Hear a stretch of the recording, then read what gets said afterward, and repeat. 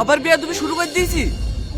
দেখ, এটা আমাদের পার্সোনাল ম্যাটার, তুই এর মধ্যে নাক গলাতে আসিনি। তোর মতো ছেলেকে আমার ভালোভাবে চেনা আছে, ভালোই ভালোই বলছি, ঝামেলা না করে এখান থেকে চলে যা, না হলে কিন্তু অনেক খারাপ হবে। তোকে আমি ঠিকই দেখে নেব। আমাকে দেখার আগে প্রিন্সিপালের সঙ্গে দেখা করিস। থ্যাঙ্কস। এতে থ্যাঙ্কসের কি আছে?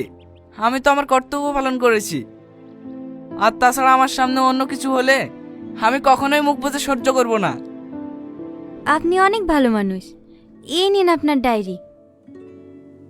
সব পড়া হয়ে গেছে? হ্যাঁ, আপনার কবিতা মাকে পড়েও শুনিয়েছি। মা আপনার অনেক প্রশংসা করছিল।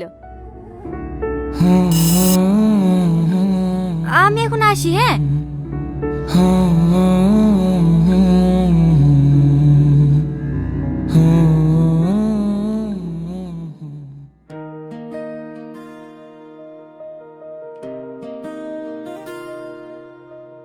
ভাই। হ্যাঁ বল। তোমাকে একটু আমার সঙ্গে কলেজে যেতে হবে। কলেজে? কলেজে আবার কি করতে? কিছুদিন আগেই তো কলেজ থেকে ঘুরে আসলাম। তুই আবার কিছু করিস নাকি? তেমন কিছু না, তুমি তো জানোই কিছু না করলেও আমার দোষ হয়।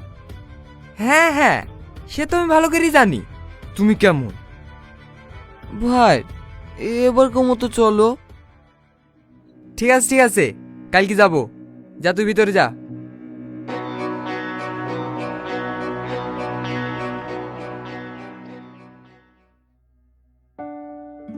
আসবো স্যার। আরে সেলিম বাবু, আসুন আসুন, বসুন।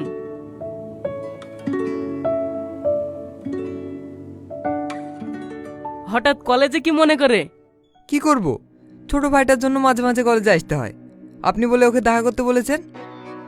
ও, আমি তো শুধু ওকে ডেকেছিলাম, বকবো বলে ভয়ে সঙ্গে করে আপনাকেও নিয়ে এসেছে। বেয়াদব একটা, কলেজে ওপেনে স্মোকিং করে, কোনো স্যার কিছু বললে মুখে মুখে তর্ক করে, আবার মেয়েদেরকেও বিরক্ত করে বেড়ায়। কিরে, তোর নামে সব কি শুনছি? তুই যে বললে কিছু করিসনি।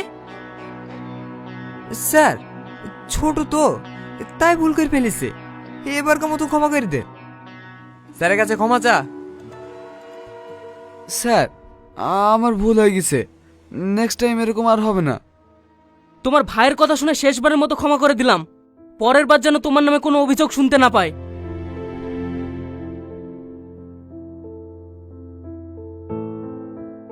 সেলিম বাবু,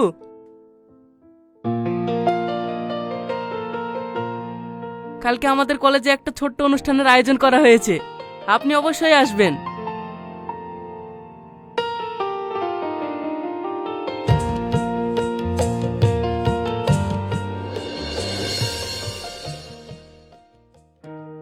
রোহন, রোহন।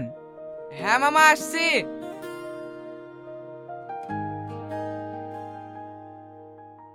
কি ব্যাপার, এত সকাল সকাল কোথায় যাচ্ছ?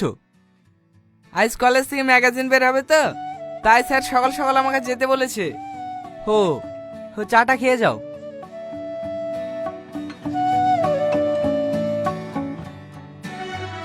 ওগো, আমার মানি ব্যাগটা নিয়ে আসো তো।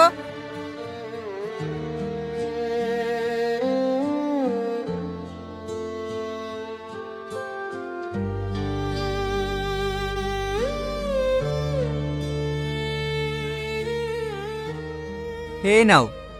না মামা, থাক। আরে ধরো তো।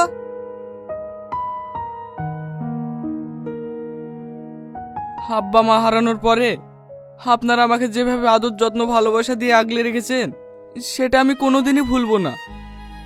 তুমি তো আমাদেরই ছেলে, আর কখনো এমন কথা বলবা না। ঠিক আছে মামি, আমার দেরি হয়ে যাচ্ছে। সাবধানে যেও।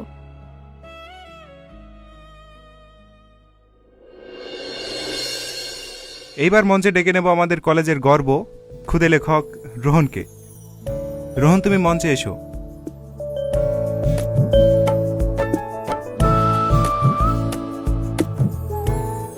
রোহনকে সম্বোধন জানাবেন আমাদের মাননীয় প্রধান সাহেব সেলিম মহাশয়।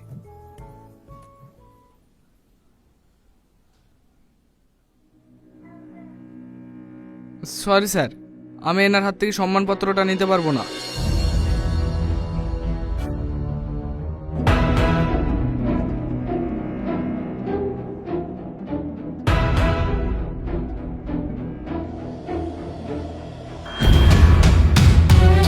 দেখেছো তোমাকে সবার সামনে কিভাবে অপমান করলো। আবার জানো ম্যাগাজিনে তোমার নামে কি লিখেছে?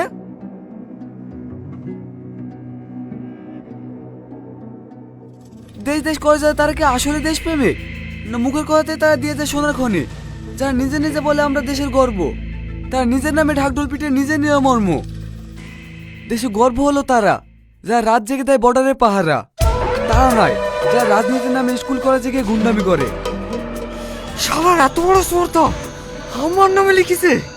এই সাইনটা শালাকে এক্ষুনি তুলে নিয়ে আয়। ঠিক আছে ভাই।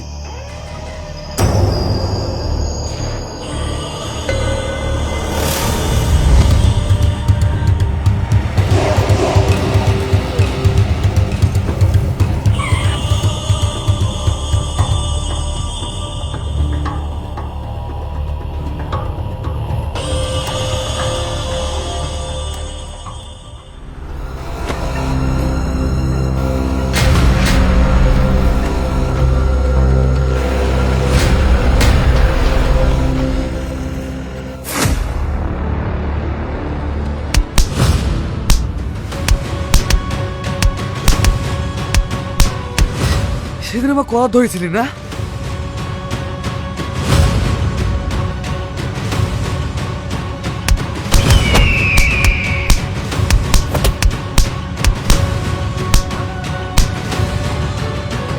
তোর এত বড় সাহস আমাকে অপমান করিস? কাজটা তুই মোটেও ঠিক করিস নি। তোদের ভয়ে আমি কোনোদিনই থেমে থাকবো না। ওর এমন অবস্থা করবি সামনে বাজানে পেন না ধরতে পারে।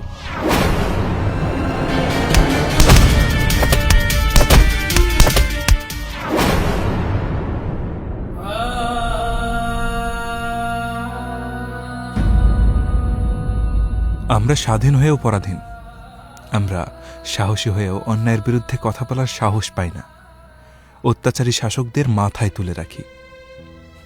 তাদের অন্যায়ের বিরোধিতা করা তো দূরে থাকলো, বরঞ্চ তাদের আরো প্রশ্রয় দিই।